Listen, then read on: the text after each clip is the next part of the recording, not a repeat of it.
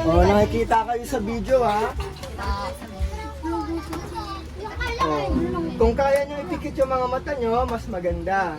Kung kaya nyo itaas yung mga kamay nyo, mas maganda. Bakit kaya natin tinataas yung kamay natin kapag umaawi tayo? Kasi nasaan ba si Jesus? Eh, paano kapag nakababa yung kamay nyo? Nasaan yung kamay nyo? Diba? Sabi niya, nasa inferno. Nasa inferno daw.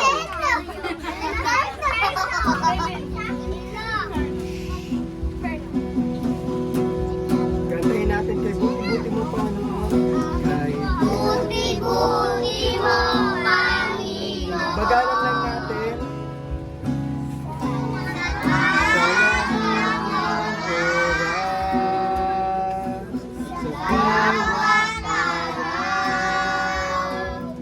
Ika'y laging napagmamahal.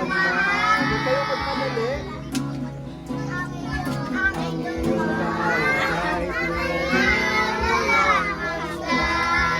Eh, buti-buti mo.